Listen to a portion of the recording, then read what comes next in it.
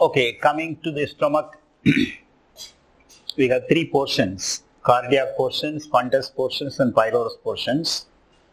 The point to be noted is, esophagus opens into the cardiac portion of the stomach, and fundus portion and pyloric portion, they open into the duodenum.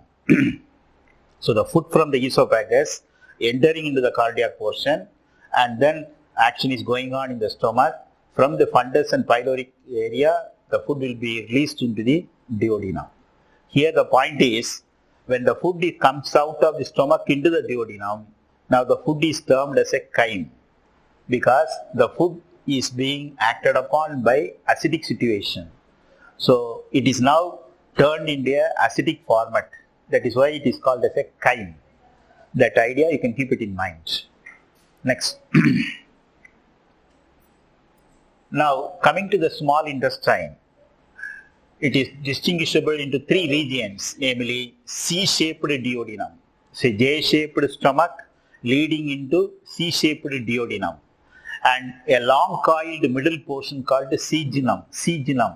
So duodenum, cejunum, and highly coiled ileum. Highly coiled. So which one is a highly coiled area of the small intestine means ileum, and which one is a long coiled means that is the cejunum, and which one is the C-shaped means it is a duodenum. So all these things you should keep it in mind. Not only that, the duodenum is the final site of digestion, and the ileum is the area for absorption. Now, the opening of the stomach into the duodenum is guarded by one sphincter that is called pyloric sphincter. I told that the pyloric part of the stomach opens into the duodenum. Therefore, there is an opening in the pyloric. There is a pyloric sphincter is there, and the sphincter is guards that opening. Pyloric sphincter. Now, ileum, that is the absorptive area, and finally the absorbed food will go into the bloodstream, and the undigested food that will be released into the next part, that is called the large intestine. Large intestine. Next. So you can see the picture here, you will understand all these things. Here the stomach region associated with associated glands, liver, gallbladder, and then duodenum, what we are speaking now, and then this yellow structure, that is the pancreatic structure, and then this duodenum will be coiled, long coiled structure called the cejunum, and then it will be a highly coiled, that is called ileum, and this ileum will open into the cecum region. From that colon, then this is the large intestinal parts. So all these things are there. Finally it opens out to the anus. So when you see the picture, you will understand that stomach is not only the only structure that is helping for digestion. A lot of things are available, and now we are talking about the small intestine followed by the large intestine. So when you see this large intestine, you can see one small structure is coming out like an appendix. This is called vermiform appendix, very much close to the cecum, where the ileum opens, and this is the ascending colon and transverse colon and descending colon, then rectum, and finally anus. Now this appendix is called vermiform appendix. What is it? Because it's a very important organ. Now you might have studied one word called vestigial organ. What is a vestigial organ? Vestigial organ is an organ which is very much helpful for our ancestor, but it is not useful for us. So that type of organs are called vestigial organs. So vermiform appendix, this structure is very much helpful for these ruminants, because cellulose digestion occurs at that part. But we are not using much amount of cellulose, so it is not functionable for our digestive process, so it becomes vestigial. That is why this appendix structure is called vermiform appendix. So it is a very important structure, and sometimes it may be also getting inflamed. So we get appendicitis. All these things will occur because of this inflammation and microbial infections. Okay, so next. Right. Now this is the good picture about this large intestine. I told now, this is a vestigial organ, cecum, ascending colon, transverse colon, descending colon, and rectum, just like that. Now here the description goes like this, that is, the cecum is a small blind sac which holds some symbiotic microorganisms. So what is the use of this cecum? Means it has some microorganisms which are very much helpful for carrying out some actions. So it is termed as a symbiotic microorganisms. Like that, a narrow tubular projection, this is a tubular projections that is called as the vermiform appendix, which I told just now, and the cecum opens into the colon. The cecum opens into the colon, that is the large intestinal area. Next.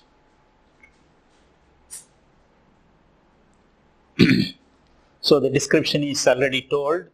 We just remember this picture because location and its presence and the format should be remembered in science. You should not forget where the appendix is present, where the duodenum opens, and what is this the first structure and what is the next structure, just like that. So first one is ascending, transverse, descending, rectum, and finally anus. Next. Okay, so in any physiological system, here we should understand about we are now talking about the alimentary canal, and when you take the cross section of the alimentary canal, you can get some layers, tissues, just like that. So the outermost tissue, outermost layer, that is called the serosa. And then you can get another layer that is called muscularis. Names are different, but the action is also different. Here, serosa is the outermost one, muscularis is the next layer, and below the muscularis, that is one mucosa, that is called submucosa, and then there is a mucosa, and finally you can have the cavity. So that is called the lumen. So easy to remember. Yes, serosa, muscularis, submucosa, mucosa, and lumen. Next.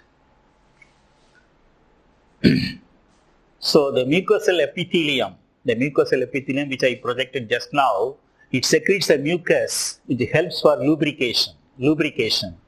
And this mucosa is responsible for gastric glands, as well as this name, you should keep it in mind, that crypts of Lieberhorn,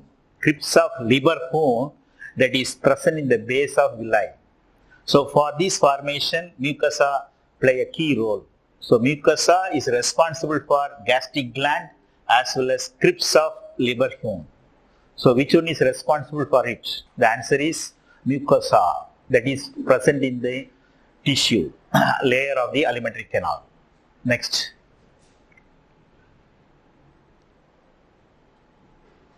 So you can see that one word, very important key point, that these are modified. The 4 layers show modification in different parts of the alimentary canal.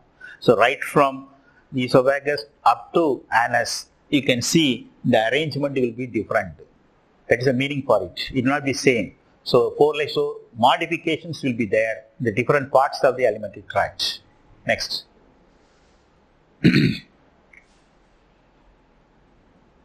Here you can remember some important terminologies like mesothelium, because the mesothelium is connected with the serosa. What type of epithelium is present in serosa? The answer is mesothelium. And muscularis is formed by smooth muscles. So inner circular muscle, outer longitudinal layer, like that. So these are the nerves where you can see that nerves and blood supply, lymph vessels, the area is submuscular layer. So each layer has its own specificity. Serosa means mesoepithelium, muscularis means inner circular and outer longitudinal, Submucosa means it contains nerves, blood and lymph vessels. So one question may be asked, where the blood, lymph vessels, nerves will open? There is a submucosal layer. Like that, in duodenum, glands are present at the submucosal layer. And here, the innermost layer lining the lumen of the alimentary canal is also called as a mucosa. So all these descriptive part, you should keep it in mind. Next. Now villi. Villi is a very important structure for absorption. It is found in the ileum. It is found in the ileum. You can see a small finger-like projection. This is called the finger-like projection that is available inside the small intestine. And it has small microscopic projections that are called as microvilli. Microvilli. When you take the intestinal cells, you can see some microvilli will be there. It gives the brush border appearance. Brush border appearance means, suppose this is the villi structure, means it's a projected structure.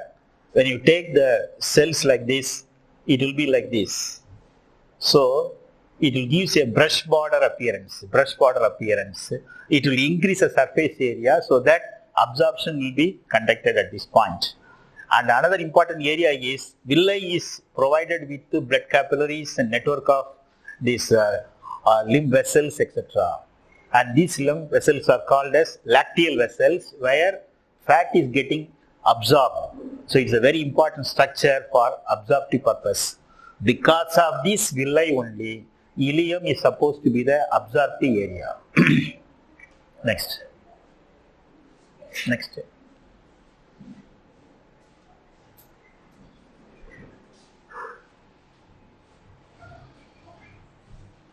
So here some words you should understand that bolus, I told no, bolus, because mucus in saliva, it is very much helping for masticating the food particle into a bolus. And here the swallowing is otherwise termed as a deglutition. Swallowing is otherwise called as a deglutition. So deglutition means just like swallowing.